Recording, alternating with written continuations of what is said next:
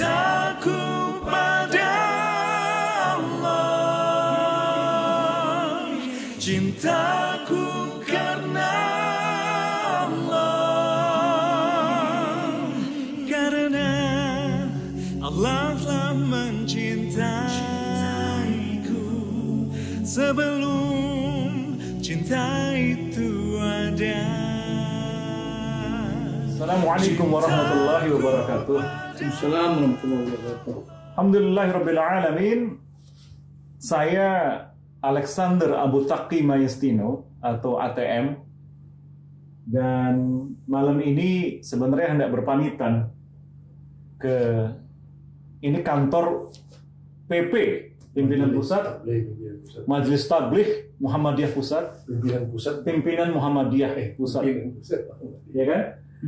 Dan di sebelah kanan saya ada senior saya, orang tua kami juga selain di Muhammadiyah juga di Daram, daerah Minang, yakni Buya Risman Mukhtar, Wakil Ketua Majelis Tabligh Muhammadiyah Pusat. Dan kalian Wakil Ketua Komisi Dakwah. Sekalian Wakil Ketua Komisi Dakwah MUI Pusat dan Jakarta. Wakil Ketua Umum dan banyak lagi jabatannya, ada mungkin 11 atau 12 ya, pokoknya wakil semua ya. Juga bersama saya di GNAI, Gerakan Nasional Anti Islamofobia, GNAI sebagai sesama presidium nasional. Dan di ujung sana ada Lora atau anak kiai, ke bahasa Jawanya itu Gus lah ya, Lora Zulkarnain El Maduri atau Uzem, yang sekarang YouTube channelnya sudah membalap YouTube channel saya nih. Subscribernya, alhamdulillah. Tapi ya tidak apa-apa. Ini fastifikul khairat dan tidak ada iri. Dan memang saya juga tidak gencar, tapi beliau ini tiap hari. Nah, kami ini pada dasarnya warga Muhammadiyah, ya, warga Muhammadiyah. Dan juga Muhammadiyah dalam arti luas, artinya pengikut Muhammad SAW. Tetapi wabil khusus dalam artian Muhammadiyah yang organisasi Islam yang lahir di tahun 1912 atau 1330 Hijriah. Saya adalah juga pemeran Kiai Haji Muhammad Sujak di film Nyai Ahmad Dahlan The Movie 2017. Yang film itu dibuat langsung oleh keluarga Kiai Haji Ahmad Dahlan. Dan beberapa video saya dianggap viral sampai 500 ribuan itu 100 ribuan maaf, bersama beliau dan Ustadz Haris ya, Darmawan. Dan terakhir yang sedang berjalan menaik itu saya lihat adalah wawancara saya berembuk bercengkrama dengan keluarga Ahmad Dahlan di Langgar Kidul, membahas mengenai apa ajaran asli dan sejarah asli Muhammadiyah dan Kiai Haji Ahmad Dahlan. Di antaranya yang saya sampaikan lagi adalah memang sanad ilmu dari Kiai Haji Ahmad Dahlan itu tidak akan lepas dari nama-nama. Pertama, Syekh Muhammad Rashid Ridho, Syekh Muhammad Abduh, Syekh Jamaluddin Al-Afghani, dan Syekh Muhammad bin Abdul Wahab At-Tamimi, yang nama beliau ini dikaitkan dengan Wahabi. Pengikut beliau disebut sebagai Wahabi, suatu penamaan yang bermasalah. Dan naik ke atas adalah kepada Syekh Ibnul Qayyim dan Syekh Ibnu Taimiyah, naik lagi ke atas kepada imam yang keempat, yakni Imam Ahmad bin Hambal yang paling muda, kemudian Syekh Imam Syafi'i, kemudian Imam Malik dan Imam Abu Hanifah. Naik lagi kepada tataran tabi'ut tabi'in, naik lagi kepada tataran tabi'in, naik lagi kepada tataran sahabat Nabi radhiyallahu anhum dan kepada Rasulullah SAW, dan naik lagi kepada seluruh Nabi dan Rasul, 124.000 Nabi dan Rasul. Jadi kita bersanad. Kalau ada yang mau tahu itu Muhammadiyah itu apa, itu ajaran aslinya. Dan itu yang menyatakan 3 kali di video saya itu adalah keluarga Ahmad Dahlan sendiri. Nah sekarang ini tanggal berapa nih? Tanggal berapa nih? 8 November 2022. Sebenarnya video ini dibuat agak tanpa konsep, tapi ya orang Muhammadiyah kan insya Allah ya luwes ya. Saya datang ke sini tadinya hendak berpamitan karena akan kembali ke Surabaya. saya kira beliau tidak datang Lord Azul, tapi datang juga sesudah mengimami sholat gerhana lama sekali, rupanya katanya 2 juz. Sedangkan kami tadi singkat-singkat saja, ya kan ya Bu ya. Alhamdulillah. Panjang juga. Setengah jam lah. Kalau tadi saya ketinggalan, saya tadi sholat gerhana sendirian gitu, di masjid indahnya Muhammadiyah. Nah, ini menjelang muktamar, gitu ya. Mari kita bahas mengenai Islam, kemudian Muhammadiyah secara harfiah, pengikut Muhammad SAW, dan organisasi Muhammadiyah dan Islamofobia. Karena kami juga bergabung di GNAI, Gerakan Nasional Anti Islamofobia. Bagaimana Bu ya? Ya, silakan. Ya, kan artinya begini. Kenapa kita harus membahas ini? Karena memang Muhammadiyah satu gerakan Islam yang katakanlah yang ada sekarang yang tertua ya, yang masih aktif dan malah semakin eksis dalam gerakan dakwah di Indonesia, dan malah sekarang sudah merambah ke seluruh dunia. Malah terakhir kita mendapat informasi Muhammadiyah juga akan membeli sebuah gereja di Spanyol ya. Ini kan sebuah gerakan dakwah yang luar biasa. Dan insya Allah beberapa hari lagi akan muktamar. Itu tinggal menghitung hari. Itu di Solo mulai tanggal 18 sampai dengan 20 November. Saya pikir ini sebuah peristiwa sangat penting dalam sebuah sejarah pergerakan katakanlah pemerintah Islam di Indonesia, yang ini perlu kita lebih kita respon dengan positif, dan tentu kita semua sebagai warga Muhammadiyah dan seluruh Islam mengharapkan bahwa Muhammadiyah sebagai gerakan dakwah Islam ini akan tetap punya semangat independen yang kuat ya. Tidak pernah dimasuki dan dipengaruhi oleh berbagai kepentingan yang dari luar, tapi benar-benar ya sesuai dengan dengan prinsip ya gerakan dakwahnya yang berbasis kepada tauhid, yaitu bebas dari segala macam bentuk pengaruh-pengaruh yang berada di luar kepentingan Islam dan dakwah. Ya oleh karena itu tentu bagaimanapun ini harus menjadi prinsip, dan ini menjadi doa kita, menjadi sugesti kita. Karena bagaimanapun Muhammadiyah ya barangkali sebuah organisasi besar, gerakan dakwah yang insya Allah mudah-mudahan akan tetap eksis dan akan tetap punya semangat ya independensi yang kuat dan tetap mandiri dalam gerakannya. Dan Muhammadiyah hari ini telah menjadi satu gerakan yang besar, punya jaringan yang kuat dan kaya ya. Tidak perlu lagi dengan apa mau di Muhammadiyah itu. Kalau soal uang, soal duit, soal Muhammadiyah itu udah kaya sekali. Muhammadiyah dulu waktu miskin saja nggak pernah tertarik dengan uang, apalagi kok sudah kaya begini kan? Iya. Saya pikir ini adalah merupakan keyakinan kita, Pak.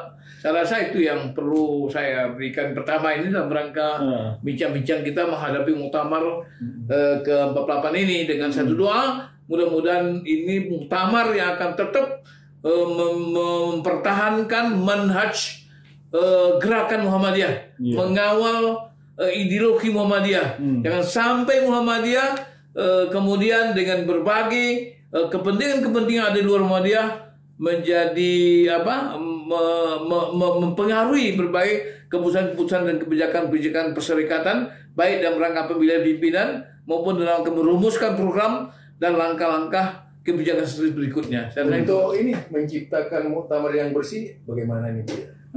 Dan keras dong. Untuk menciptakan muktamar yang bersih, ya muktamar yang bersih, bebas dari segala kemelut, kemudian polusi dan sebagainya. Gitu.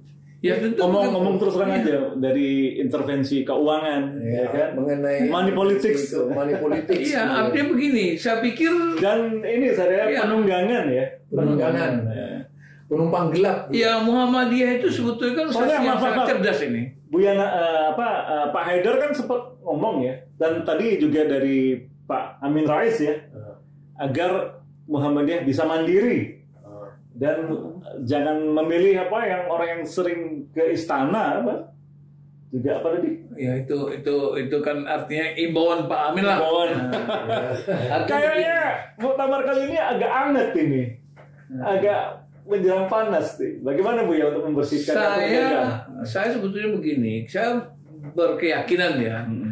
Ketika warga Muhammadiyah, katakanlah muktamirin, anggota tanwirnya, tetap pada prinsip-prinsip organisasi ya, khitah perjuangan kita, tetap memahami 7 pokok fikiran yang ada mukadimah Muhammadiyah dan tetap memiliki visi dan misi yang jelas bahwa kita ini organisasi gerakan ya. Kalau kita kembali kepada anggaran Muhammadiyah menyatakan Muhammadiyah ini adalah gerakan Islam, dakwah amar ma'ruf tajdid dan bersumber pada Al-Quran dan Sunnah.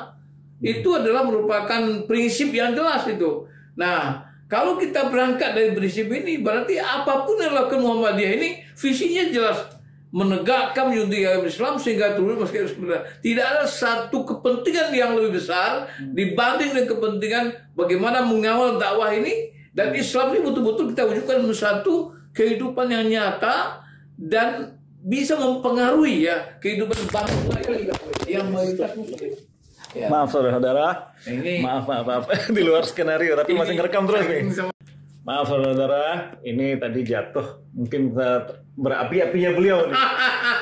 Apinya kan ke sana ya. Jadi apinya masuk. Jadi ini bisa di apa nanti? Bisa nanti bisa disambung insyaallah. Jadi gini Pak, jadi maksud saya artinya seluruh eksponen dan komponen ya, katakanlah kalau kita bicara stakeholder ya, Muhammadiyah itu harus betul-betul betul-betul punya komitmen yang kuat untuk mengawal manhaj Muhammadiyah, untuk mengamankan ideologi Muhammadiyah. Dan ini yang sangat penting. Karena bagaimanapun hari ini Muhammadiyah sudah besar. Perguruan tingginya aja sudah 172 perguruan tinggi ya. Sekolahnya udah ribuan, amal usahanya sangat banyak sekali. Asetnya luar biasa. Dinilai asetnya sekitar 450 triliun. Iya, artinya apa? Itu belum, itu aset loh ya. Belum yang pergerakan uang fresh money tiap hari. Jadi kelihatannya itu bakal banyak yang mengincar tuh. Nah, memang bagaimanapun menurut saya kalau kita pergunakan bahasa yang populer ya, Muhammadiyah itu semakin seksi. Ya, semakin banyak yang melirik Muhammadiyah, semakin banyak yang mau kenal dengan Muhammadiyah, malah mungkin barangkali semakin banyak yang mau bergabung dengan Muhammadiyah. Kita tidak apa-apa. Semua orang mau masuk Muhammadiyah kita terima ya. Kita ya Muhammadiyah itu terbuka. Muhammadiyah ini milik publik ya. Tapi tentu bagaimanapun para pemimpin Muhammadiyah dan seluruh warga Muhammadiyah dalam rangka muktamar Muhammadiyah yang ke-48 ini betul-betul bagaimana kita bisa menjadikan para pemimpin Muhammadiyah masa lalu ya, tokoh-tokoh Muhammadiyah yang betul-betul punya komitmen yang kuat untuk berdakwah itu. Jadi artinya tidak ada kepentingan lain, tidak ada kepentingan jabatan, tidak ada kepentingan katakanlah misalnya kepentingan pribadi, kelompok atau golongan, tapi semuanya hanya kepentingan bagaimana dakwah Islam ini betul-betul kita kembangkan dengan berbagai amal usaha, berbagai bidang, semua lini. Kita ingin Muhammadiyah ini betul-betul eksis dalam rangka mendakwakan Islam, itu aja Pak. Iya, roh kan ada orang-orang Muhammadiyah memperingatkan kalau Muhammadiyah, orang-orang Muhammadiyah ini melupakan dakwah. Nanti Muhammadiyah organisasi terjebak menjadi macam koperasi saja ini ya. Kalau kita orang organisasi Muhammadiyah itu melupakan dakwah, nah jangan-jangan nanti Muhammadiyah menjadi semacam koperasi jadinya, sibuk dengan amal usaha, di mana itu ada godaan-godaan syahwat keuangan dan lain-lainnya ya. Lupa dakwahnya. Gitu kan? Dakwah adalah ruh gerakan kita. Jadi artinya kalau Muhammadiyah ini tidak ada dakwah, maka Muhammadiyah ini tidak ruh. Ya, Muhammadiyah bisa besar amal usahanya, bisa masjidnya perguruan tingginya banyak, sekolahnya banyak, amal usahanya banyak, asetnya banyak. Tapi kalau Muhammadiyah tidak lagi berdakwah, dakwahnya sudah mati, dakwah tidak jalan, itu sama saja dengan ya katakan manusia tidak punya nyawa, jadi mayat aja. Dan itu mengkhianati Kiai Haji Ahmad Dahlan itu. Iya, itu. Dan Muhammadiyah ini gerakan dakwah, itu sudah mesti. Apapun yang dilakukan Muhammadiyah itu untuk dakwah. mau bikin sekolah, mau berpolitik, mau bikin ekonomi, bikin apa saja, semuanya untuk kepentingan dakwah. Ini saya sampaikan satu hal yang tidak banyak orang ketahui dan di video saya ada. Jadi dulu Kiai Haji Ahmad Dahlan itu sudah pernah berembuk dengan Sri Sultan Hamengkubuwono, waktu itu Hamengkubuwono ke-7, untuk menggalang pemberontakan. Jadi seperti masanya Pangeran Diponegoro.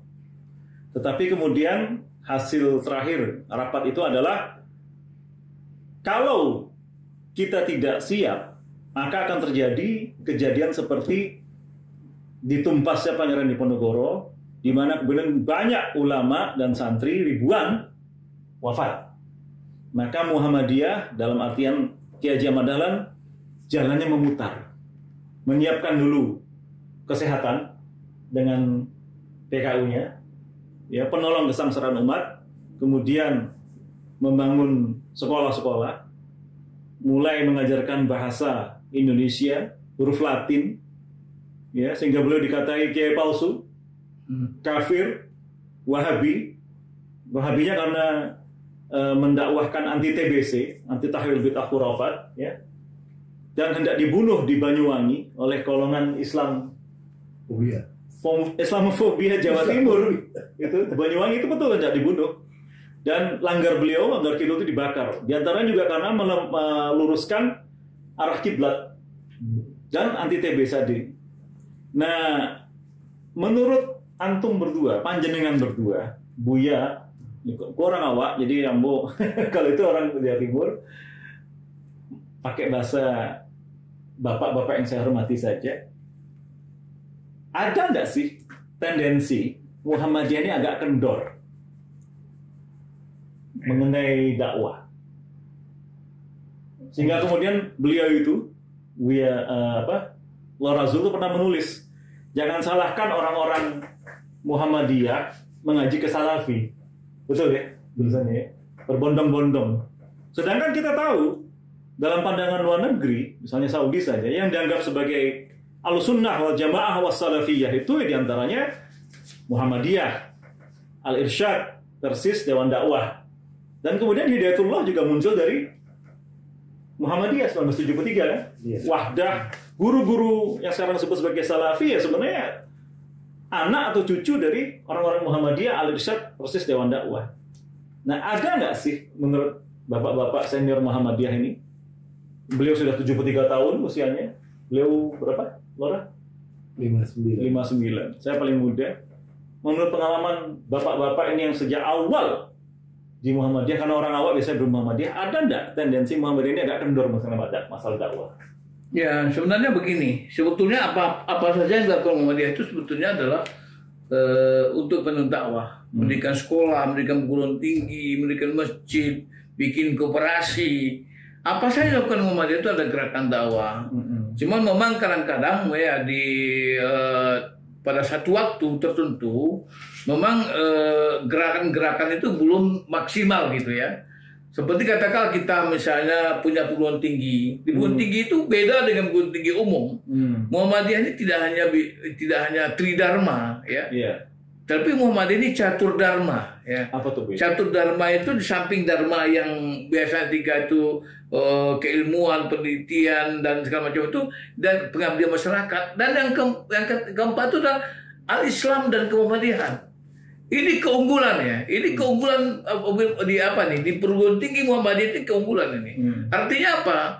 Bahwa Muhammadiyah, perguruan tinggi Muhammadiyah itu tidak hanya bicara tentang keilmuan, tidak bicara tentang berbagai bentuk penelitian, tidak hanya pengabdian masyarakat, tapi di Muhammadiyah itu juga membicarakan al-Islam, memberikan bekal kepada semua mahasiswa itu, di samping mereka menjadi seorang intelektual muslim, tapi mereka juga menjadi seorang seorang mubalik, seorang dai, seorang pergerakan gitu, yang mereka juga akan menjadi garda terdepan di dalam dakwah Islam. Ya oleh karena itu ya ribuan dan malah puluhan ribu mahasiswa setiap tahun diwisuda di perguruan tinggi Muhammadiyah itu sebetulnya kita mengharapkan mereka itu menjadi mujahid dakwah Muhammadiyah di garis depan. Cuman persoalannya memang kita dalam sebuah proses ya. Kita dalam sebuah proses bagaimana kemudian ya Al-Islam kemudian itu dibuat dalam satu model, dalam satu manajemen, bagaimana kemudian ini betul-betul mampu dikembangkan seperti ya catur dharma-dharma yang lain gitu. Jadi artinya Al-Islam kemudian itu betul-betul akan diharapkan menjadi unggulan ya di perguruan tinggi Muhammadiyah. Kemudian juga sekolah Muhammadiyah. Cuman bagaimanapun sekarang kita kan berpacu dan melodi ini. Artinya apa? Di satu pihak kita harus meningkatkan kualitas, di lain pihak kita juga ingin mencapai kuantitas yang artinya yang diharapkan. Karena bagaimanapun kita sebagai Muhammadiyah harus memberikan manfaat yang lebih banyak dari dibuat terhadap bangsa ini. Jadi kalau kita cuma membuat sekolah-sekolah yang unggul saja, barangkali kita hanya bermanfaat untuk sekelompok orang tertentu. Tapi kita Muhammadiyah ini melayani.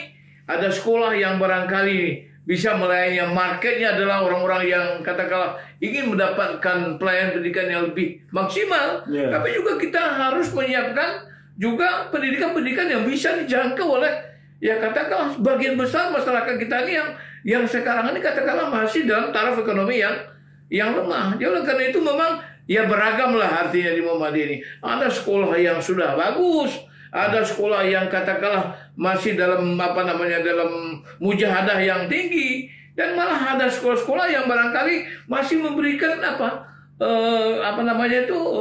kebebasan dan bantuan-bantuan dan terhadap anak didiknya. Jadi dan itu ya kalau saya mau katakan Pak di Muhammadiyah itu guru-gurunya itu AMD itu aktivis mujahid dakwah. Mereka membangun sekolah berdakwah di kampung-kampung itu dengan air mata darah gitu. Bukan mata air. Kalau di kota-kota itu udah mata air, Pak. Tapi kalau di kampung-kampung, di desa-desa yang sebagian besar Muhammadiyah ada di berbagai di kota-kota itu, di kota-kota dan pinggir kota itu, mereka itu adalah orang-orang mujahid dakwah yang luar biasa itu. Mereka berdakwah dengan air mata. Jangankan akan mendapatkan gaji, mendapatkan honor, mereka malah memberikan berkorban dengan harta tenaga sendiri untuk membangun pendidikan Muhammadiyah.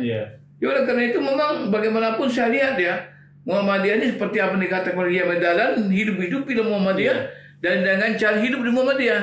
Maksudnya apa? Pengurus-pengurus Muhammadiyah itu betul-betul menjadikan dan bermuamalah itu dengan visi jihad. Visi jihad itu apa? Dengan harta dan diri.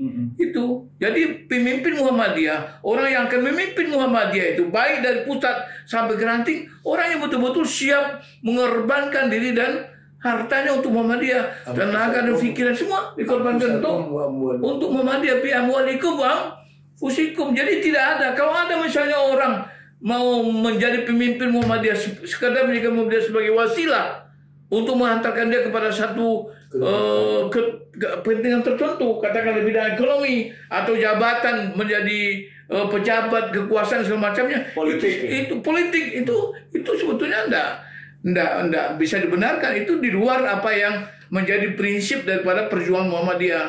Nah, ini yang penting. Jadi oleh karena itu Muhammadiyah memang seperti yang ditanyakan tadi, ya apakah memang ada orang mengatakan Muhammadiyah ini sudah mulai kendor? Ya mungkin saja di satu tempat tertentu masih, karena kita ini kan dalam berproses, Pak. Muhammadiyah itu juga ada berproses. Artinya di berbagai amal usaha Muhammadiyah itu tetap terjadi konsolidasi yang terus menerus, di mana kesadaran terhadap misi dan visi dan misi Muhammadiyah itu tetap kita kembangkan kepada katakanlah mereka-mereka yang menjadi pelaku-pelaku ya, operator-operator amal usaha Muhammadiyah di berbagai tempat. Itu terus kita lakukan dengan berbagai pelatihan, dengan dabayatul rakabnya, sehingga mereka memahami ya sekolah Muhammadiyah, perguruan tinggi Muhammadiyah, dan apa saja Muhammadiyah itu semua adalah dalam rangka untuk dakwah Islam. Karena visi Muhammadiyah itu menegakkan junjungan tinggi agama Islam sehingga turun masuk Islam yang sebenar-benarnya. Itu mungkin juga meningkatkan kualitas insaniyahnya itu. Keras tuh, nggak keras. Iya, beliau nih teriak nih, karena mic-nya jauh nih. Meningkatkan kualitas insaniyah atau SDM, sumber daya manusianya itu harus gitu.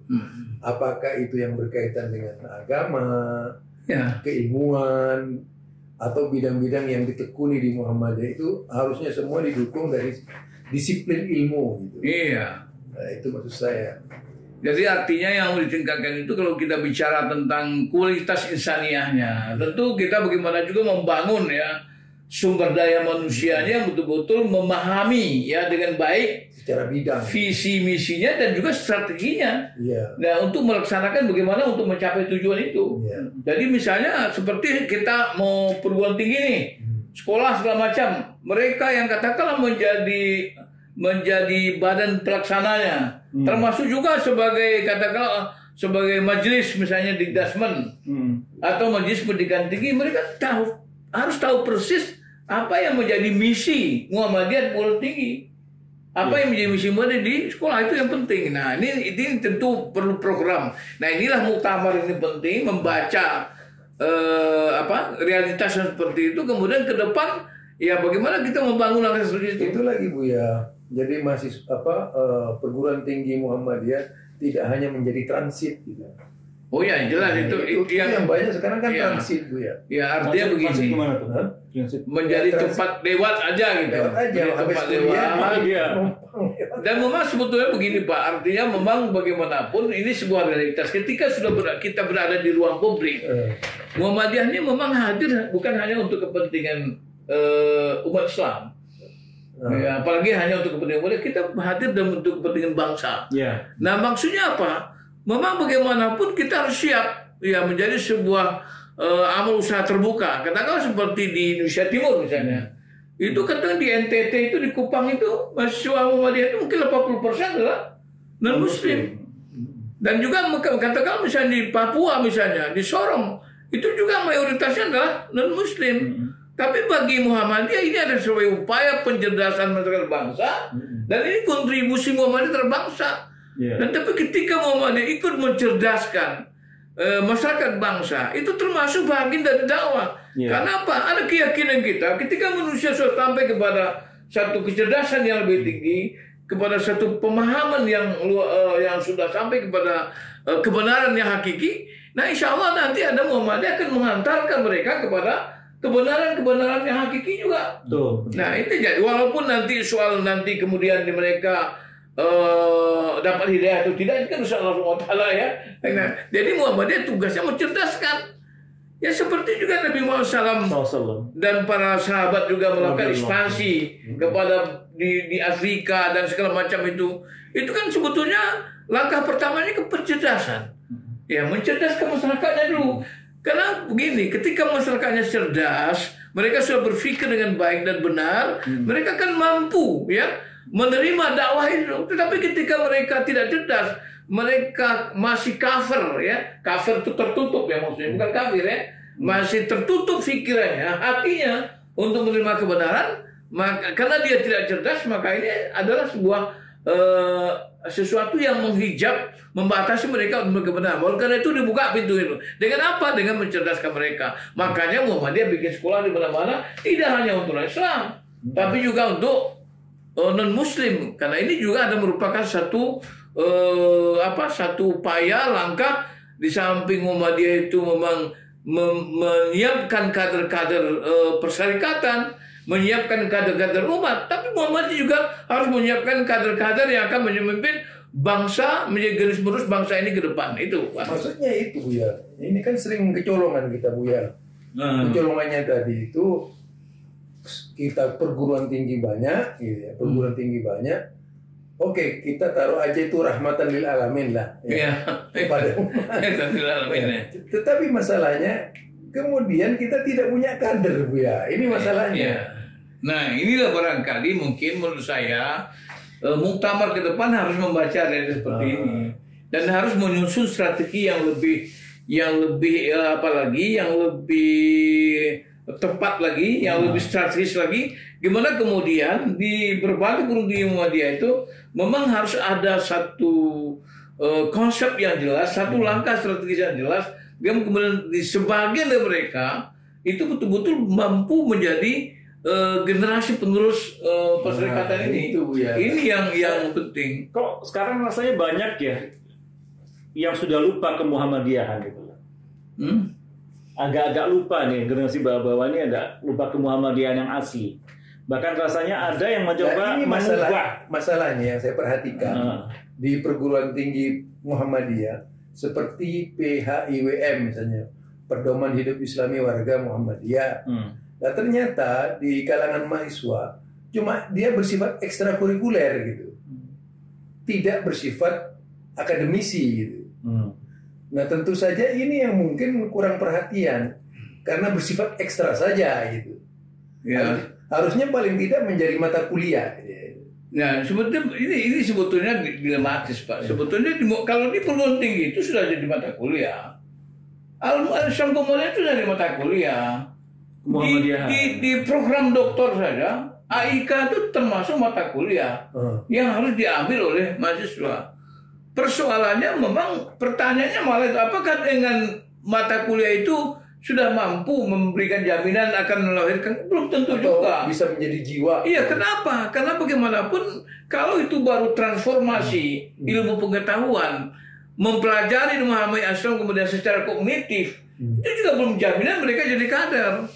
Nah ini kan dilematis ini. Nah inilah yang barangkali perlu ada integrasi, ada program yang terintegrasi selain dari mereka memahami secara kognitif apa itu Muhammadiyah, apa itu Islam, itu juga harus memberikan dorongan untuk mereka mampu melakukan upaya-upaya yang lebih, apalagi dalam bentuk seminar, diskusi, sehingga dari kognitif bisa meningkat menjadi afektif. Paling tidak itu ya menciptakan kemauan yang tinggi. Nah, kemudian sehingga Muhammadiyah Islam kemudian itu betul-betul nanti mampu menstimulasi mereka, mendorong mereka betul-betul menjadi psikomotorik. Mereka tidak hanya mengetahui Muhammadiyah, mereka juga nanti dilatih, disiapkan, diberikan ruang yang lebih luas, diikut sertakan dalam berbagai aktivitas Muhammadiyah. Mereka juga dilibatkan dengan berbagai kitab. Inilah yang akan membawa mereka nanti menjadi kader-kader Muhammadiyah.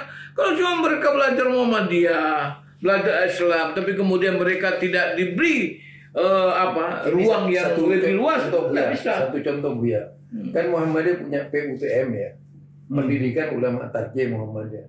Kenyataannya dalam refleksi kemuhammadiyahan itu, mereka yang berada alumni PUTM ini tidak banyak bermanfaat, seolah-olah seperti itu. Nah, sebetulnya gini Pak Badrul, itu mungkin barangkali Pak Badrul melihatnya sepintas ya. Itu kalau PUTM itu sudah bermanfaat itu. Itu malah mereka menjadi kewajiban bagi mereka itu, ya setelah mereka menyelesaikan PUTM itu, mereka wajib mengabdi di berbagai terutama kembali ke daerahnya. Ya, kembali ke daerahnya minimal mereka sudah berapa 2 tahun kalau tidak salah itu. Ya, mereka 2 tahun untuk tetap berkiprah dan konsepnya sudah jelas. Dan cuman itu juga harus tidak mereka saja. Pimpinan-pimpinan daerah, pimpinan perserikatan di wilayah dan daerah harus memberikan juga kesempatan yang lebih luas. Jangan mereka sudah dididik, sudah sekolah Muhammadiyah tapi tidak diberi kesempatan. Tidak terpakai. Kalau saya dengan bahasa yang kadang-kadang di Museum Muhammadiyah itu ada yang para imamnya yang jadi juara bertahan misalnya. Maksudnya mereka yang tidak legowo memberikan kesempatan kepada. Saya pernah mengatakan tidak mau turun, tidak mau lengser.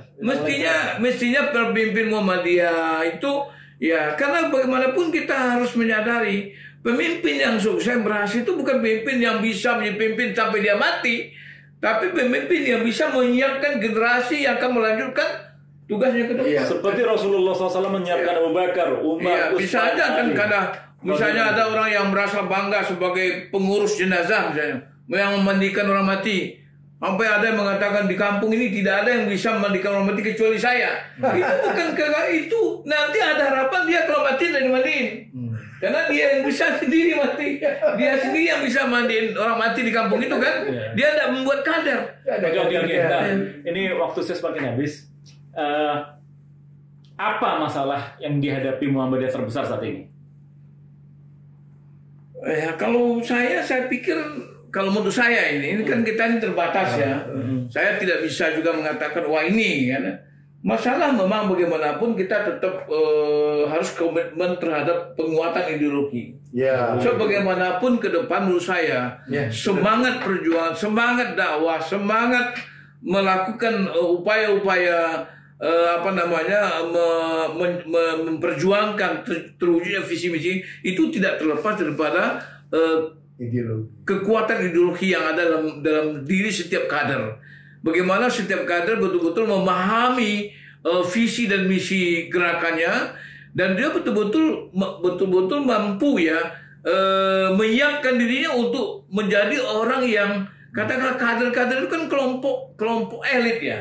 Kelompok kader, kelompok elit yang betul-betul punya militansi jihad yang tinggi, punya semangat perjuangan yang tinggi, punya ideologi yang kuat, orang yang mau berkorban untuk kepentingan ya mencapai apa yang menjadi tujuan daripada organisasi, bukan sekedar hanya aktif kemudian ikut-ikut aktif terus itu aja. Apalagi itu Buya kan dinamakan gerakan dakwah, berarti harus dinamis terus. Oh dinamis, yang namanya gerakan itu harus proaktif, harus progresif, harus aktif. Ya kalau misalnya, makanya saya sering mengatakan orang yang bisa jadi pemimpin media itu adalah orang yang punya semangat pergerakan. Iya. Ini gerakan. Haroki. Kalau yang semangatnya semangat tidur, semangat duduk, semangat cuman semangat diskusi 99, nggak bisa. Jadi pemimpin media itu harus orang yang betul-betul memiliki semua gerakan. Orang yang memiliki semua gerakan, orang yang mau mengorbankan dirinya, mengorbankan hartanya, jiwanya, waktunya untuk kepentingan bagaimana menegakkan ya mencapai ya tujuan daripada perjuangan Muhammadiyah itu. Ya, selain ideologi juga kualitas. Kualitas itu penting. Nah itulah sebetulnya kan kita mencontoh Rasulullah. Rasulullah itu kan punya empat apa itu kan? Sahabat. Iya 4 sahabat ya, 4 sifat utama itu kan. Siddiq, amanah, tabligh, fatanah kan gitu. Siddiq orang yang jujur, yang bebas daripada sifat-sifat kemunafikan. Kemudian amanah orang yang punya rasa tanggung jawab, ya dalam rangka melaksanakan tugas dan kewajibannya. Kemudian tabligh terbuka, transparan. Tidak hanya menjadikan Muhammadiyah sebagai terbuka, artinya semua itu tidak ada yang tertutup. Muhammadiyah ini semua ada fatanah cerdas. Orang yang visioner. Visioner itu seperti Rasulullah SAW. Karena dia visioner. Walaupun 6 berapa pasal itu Perjanjian Hudaybiyah itu sebagian besar merugikan Islam, merugikan kepentingan Islam. Yang jelas pada waktu itu umat Islam tidak boleh masuk ke haji. Nah, tapi kemudian Rasulullah terima karena visioner. Rasulullah juga mau berstrategi. Jadi fatanah itu orang yang punya yang bisa memprediksi apa yang terjadi ke depan, yang bisa membaca tanda-tanda alam. Itu namanya visioner. Buya terakhir nih, karena saudara-saudara ini udah hampir jam 12 malam ini, dan saya harus balik ke Bekasi. Apa kira-kira apa kira-kira bahaya terbesar yang dihadapi Muhammadiyah sekarang? Dan mungkin kaum dai serta kaum muslim yang lainnya, apakah juga ada hubungannya dengan Islamofobia? Bagaimana? Menurut saya yang paling perlu kita wanti-wanti ya, yang paling perlu kita awasi, jangan sampai ya ada Muhammadiyah ini dipengaruhi oleh berbagai kepentingan di luar Muhammadiyah. Itu yang penting. Polexosbud Hankam. Polexosbud Hankam berarti. Iya, Polexosbud Hankam dan segala macam lah. Artinya begini, dalam kehidupan berbangsa dan bernegara, Muhammadiyah sudah jelas. Muhammadiyah sudah jelas mengatakan bahwa kita dahrul ahdi wasyahadah. Kita ini adalah merupakan apa? Merupakan prinsip kita. Kita sebagai bangsa bertanggung jawab dengan keberlangsungan negara kita ini. Itu negara ini negara milik kita. Jangan lupa ada 22 pahlawan nasional dari Muhammadiyah. Dan itu yang jelas 22. Iya. Dan yang jelas Pak, bahwa negara kita ini yang sekarang ini berdasarkan Undang-Undang Dasar 45 itu, negara ini berdasarkan ketuhanan yang Maha Esa. Pasal 29 ayat 1 Undang-Undang Dasar 1945 menyatakan dengan jelas negara berdasar atas ketuhanan yang Maha Esa. Dan ingat di pembukaan Undang-Undang Dasar 1945 disebutkan atas berkat rahmat Allah yang Maha Kuasa kemerdekaan ini. Jadi kalau kita mau tafsirul ayat bil ayat, mentafsirkan ayat dengan ayat, pasal 1 itu tafsirkan dengan pembukaan Undang-Undang 45 itu artinya apa? Negara berdasarkan tauhid. Nah itu Pak. Oleh karena itu kita sebagai umat Islam punya kewajiban untuk menjaga, mengawal bangsa ini. Jangan sampai ada yang merusak. NKRI harus kita jaga, Pak. Kita tidak perlu bicara harga mati. Bagi kita harga hidup. Bagaimana kita menghidupkan bangsa ini? Bagaimana buat apa kita bicara harga mati? Kalau kita tidak mau mati-matian, orang Islam itu tidak pernah bicara harga mati, tapi mati-matian mempertahankan negara ini. Kiai Ahmad Dahlan dari awal itu dikatai sebagai kiai palsu, kemudian Wahabi, ya, dan kafir. Tapi terbukti Bapak TNI Jenderal Sudirman adalah murid beliau dan murid dari Nyai Walidah Ahmad Dahlan, istri pertama beliau dari 4 istri beliau. Dan ada 22 pahlawan nasional dari Muhammadiyah. Ya. Tetapi kemudian Muhammadiyah juga melahirkan para dai-dai yang disebutkan sebagai Salafi itu. Atau ya Wahabi whatever itu. Ya, hanya karena maaf Muhammadiyah memang dari dulu tidak tahlilan misalnya. Ya kan? Juga tidak merayakan Maulid, walaupun juga tidak anti Maulid ya. Juga tidak yang grupnya beliau dulu tuh Kuburiyun, ya kan? Memang tidak gitu. Beliau ini orang Madura Sumberam asli dan dulu pendukung Kuburiyun dan sekarang malah anti. Itu Muhammadiyah. Juga Muhammadiyah tidak bersolawat ramai-ramai, tapi melakukan solawat. Tidak membaca Barzanji misalnya ya. Juga tidak dari dulu memang anti TBC, anti takhayul bid'ah khurafat. Nah, sekarang ada usaha untuk membuat pandangan bahwa yang radikal itu yang begitu, yang tahlilan, yang tidak tahlilan, yang kan ada sekarang disebutkan tuh ada usaha untuk untuk anti Wahabi Salafi. Dan Muhammadiyah dulu dikatai Wahabi Salafi.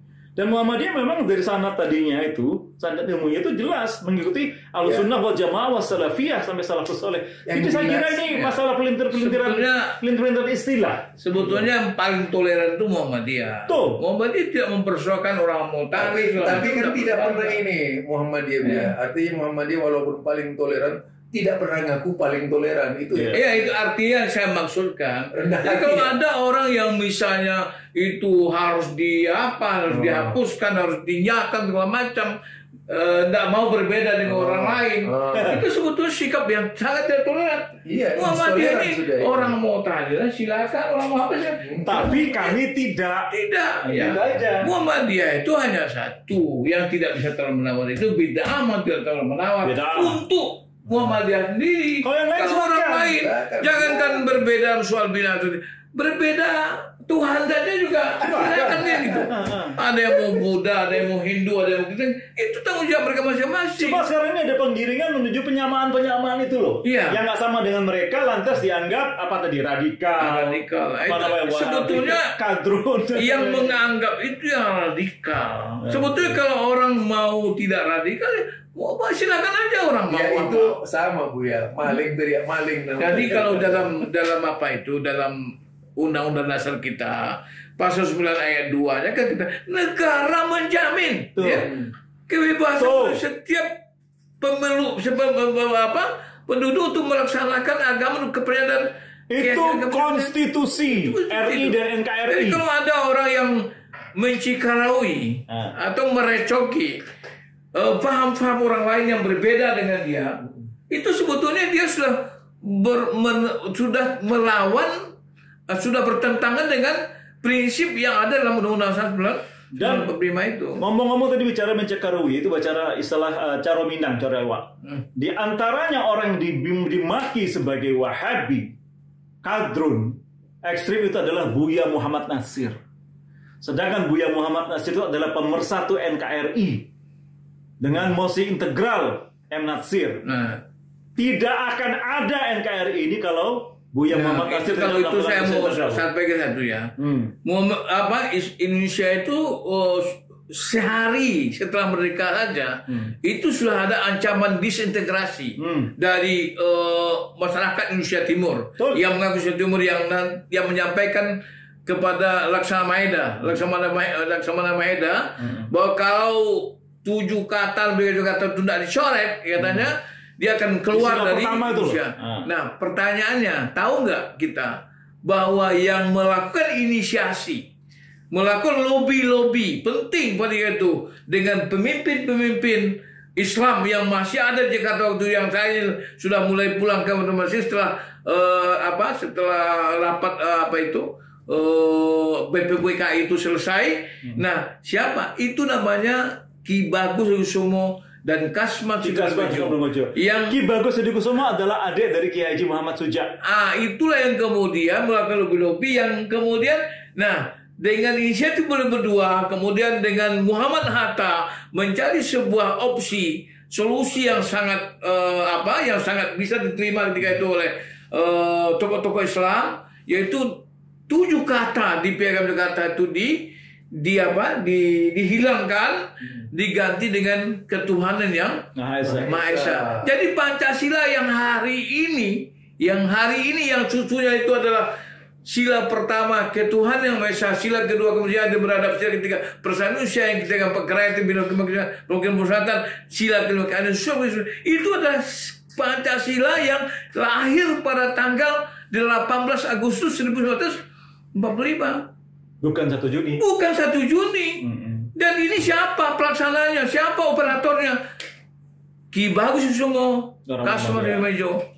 Dan yang kemudian itu yang melakukan lobby-lobby efektif pada itu tanggal 18 Agustus, sehari setelah Indonesia merdeka, ketika ancaman disintegrasi datang dari teman-teman kita dari masyarakat Indonesia Timur itu, kan begitu. Dan ingat mereka ini, ya maaf, di Muhammadiyah ya tidak tahlilan dan segala macam. Iya, dan yang kedua dikatai jadi radikal, jadi Wahabi. Ancaman disintegrasi itu adalah setelah RIS kan, dengan adanya negara federasi yang kemudian masing-masing punya, dan itu akan mudah juga diadu oleh para penjajah ketika itu kan. Itu yang kemudian oleh Muhammad Nasir ada namanya mosi integral, kembali kepada negara Kesatuan Republik Indonesia. Dan itu siapa itu? Itu orang Islam, yang itu tokoh Muslim yang dikatai Wahabi. Nah, jadi oleh karena itu menurut saya barangkali dimasyumi anti komunis. Jadi yang penting sekarang ini mari kita sesama anak bangsa ini yang umat Islam secara internal, tanpa kita harus saling menghujat satu sama lain. Mari kita bersatu. Dalam hal-hal yang usuliyah mari kita diskusi. Dalam hal-hal yang furu'iyah mari kita saling menghormati. Usuliyah itu maksudnya dasar, saudara. Bagi awam al-furu' itu yang cabang. Yang apa itu? Yang tak boleh masalahkan itu. Itu adalah hal-hal yang dari dulu sampai hari kiamat akan selesai. Bersatu dalam perbedaan. Bersatu, dan itulah setuju untuk berbeda. Dan saya menyatakan begini, Pak, manusia itu Allah ciptakan, Allah lahirkan dalam perbedaan. Tetapi bukan berarti perbedaan ada rahmat, karena itu hadis palsu. Artinya begini, Pak. Saya minggu lalu tuh nemu ada, kebetulan saya di suatu Jumatan di Bekasi, ada khatib mengatakan call Imam Syafi'i bahwa perbedaan ada rahmat. Sehabis dia bicara, saya protes. Jadi begini, Pak, sebetulnya begini. Yusuf Qaradawi juga pernah mengatakan perbedaan dalam hal furu'iyah itu bisa menjadi arur rahmah. Itu juga termasuk rahmat. Kenapa? Karena dengan adanya perbedaan itu akan terjadi khazanah, kekayaan dalam pemahaman, wawasan. Tapi itu furu'iyah. Tapi dalam furu'iyah. Jadi artinya, tapi kemudian bagaimana kita dalam fikih ikhtilaf itu kita bisa melakukan komunikasi, dialog yang ahsan, dialog yang baik. Bagaimana kemudian kita dalam perbedaan itu kemudian bisa saling memberi. Kalau sudah jelas, nyata, benar, kebenarannya sesuai dengan Al-Quran Sunnah, kita saling ngikutin. Tapi kalau ada misalnya sesuatu yang memang berbeda dan memang banyak nas-nas yang datang untuk menjelaskannya, dan itu kemudian memberikan ruang untuk kita berinterpretasi yang berbeda, kita saling menghormati. Itu yang dikatakan al-ijtihadu la yunqad bi ijtihad. Ijtihad itu tidak bisa membatalkan ijtihad yang lain. Kita tidak boleh kebenaran kebenaran, dan kita tidak boleh menyalahkan orang lain. Mari kita saling menghormati, kita laksanakan keyakinan kita hormati keyakinan orang. Tetapi lain. itu bukan dalam perkara usuliyah. Usuliyah itu dalam hal-hal yang bersifat Bukan, karena Muhammadiyah juga mendefinisikan bid'ah itu diantaranya dalam akidah. Tidak boleh dalam akidah dan ibadah tidak boleh. Tapi dalam apa? Dalam soal-soal yang muamalah. Nah, itu semua boleh. No problemo. Ya, selama tidak diharamkan. Dalam soal-soal ibadah yang mahdoh semua tidak boleh kecuali yang diperintah. Itu aja prinsipnya. Dan prinsip kami orang Muhammadiyah, orang pengikut Muhammad SAW maksudnya, dan organisasi Muhammadiyah yang menurut Buya Yunahar Ilyas rahimahullah, kami ini dekat kepada Ahlussunnah wal Jamaah wassalafiyah. Kami memang dari dulu bersemboyan anti TBC, anti takhayul bid'ah khurafat. Saya kira itu saja. Ya, artinya begini Pak, begini artinya kita itu semua sebenarnya kita ini semua umat Islam itu orang Muhammadiyah. Secara etimologi ya, secara bahasa ya semuanya adalah. Tapi kalau yang organisasi ya orang yang punya kartu Muhammadiyah. Tapi kalau secara bahasa ya Muhammadiyah itu yang menisbahkan kepada Nabi Muhammad SAW. Dan saya cuma nyatakan juga sedikit Pak, ingatkan itu Wahabi itu kalau dikonotasikan dalam arti negatif itu dosa kita Pak. Kenapa? Karena Al-Wahhab itu nama Allah, sifat Allah, Asmaul Husna. Kalau kita menyebut kata Wahabi dengan permusuhan, dengan kebencian, dengan ketidaksukaan, artinya kita sudah menistakan salah satu dari sifat-sifat Allah, Asmaul Husna. Itu aja. Dan secara akidah kita mestinya Abdul Wahhab, bukan Wahhab. Ya kalau misalnya mau apa ya Abdul Wahhab, jangan Wahabi ya. Al-Wahhab itu nama Allah. Dan yang sebut Wahabi itu ya pengikut bin Rustum itu. Dan kemudian bukan Muhammad ya, bin Abdul Wahhab. Dan sebetulnya begini Pak. Kemudian itu nama Wahabi itu artinya bukan dibuat, bukan diproklamirkan orang yang dituduh Wahabi, tapi oleh orang-orang lain di luar Inggris misalnya. Orang ini. Dan itu lalu Syiah dan komunis. Dan itu yang sekarang orang-orang liberal. Karena mereka nggak tahu Wahhab itu apa. Iya. Tapi kita orang Islam tahu Wahhab itu Al-Wahhab, itu adalah nama Allah. Dan ingat ya, kata Wahabi itu sejak awal sudah diejekkan kepada Kiai Haji Ahmad Dahlan. Itu ada di video saya yang lain, itu pernyataan dari keluarga Ahmad Dahlan. Jadi jangan gampang-gampang lah mengatai itu. Masa mau mengatai pahlawan nasional Wahabi? Ya, pahlawan nasional Nyai Ahmad Dahlan dan Kiai Ahmad Dahlan itu semuanya memang mengikuti di antaranya ajaran Muhammad bin Abdul Wahhab. Tapi saya begini Pak, terakhir nih Pak ya. Tapi saya berbaik sangka, mungkin teman-teman, sahabat-sahabat kita kelompok Muslim yang lain di mana saja mereka berada, menurut saya mereka kena tidak tahu aja itu, tidak paham itu. Karena itu kita beritahu. Iya, kita beritahu. Video ini artinya kita juga tidak memusuhi mereka juga. Semua kita saudara. juga tidak marah sama mereka. Cuman saudara. kita ingin tahu arahnya teman-teman itu bahwa ini barangkali mungkin tidak benar gitu. Itu aja. Yang benar tuh begini. Yang bahaya itu kalau ada musuh-musuh tersebut. Cuman yang kita takut ini Pak, yang kita takut ini ada penyusup-penyusup. Ada orang-orang yang sengaja ingin membentur-benturkan sama Muslim agar kita Muslim dipecah belah, kita ini lemah, kemudian kita ini dikuasai. Itu namanya divide et impera. Divide, dibelah, kemudian imperium dikuasai ini. Baik. Ini mata saya semakin tidak karuan. Soalnya ngantuk. Beliau berdua ini habis jadi imam gerhana bulan, ya. Saya juga dari pagi saya sudah ke Bekasi, ke Bogor, ke Jakarta semuanya. Saya pribadi mohon pamit, dan memang tujuan saya ke ini video ini biar yakin ya, itu ruangan Majelis Tabligh nih. Ya, jadi ini bukan cuma sekedar omongan di ruang kopi atau warung kopi, tapi ini memang ruangan Majelis Tabligh dan redaksi Tabligh TV serta majalah Tabligh di gedung PP Muhammadiyah Pusat Menteng gitu. Kita sudah dikenal dengan Menara 62. Menara 62. Menara 62. Dulu zaman dulu betul ya, bersaksi ya bahwa di menara ini dulu misalnya kayak Ustadz Abu Nida, Ustadz Yusuf Isa, semuanya kumpulnya di sini.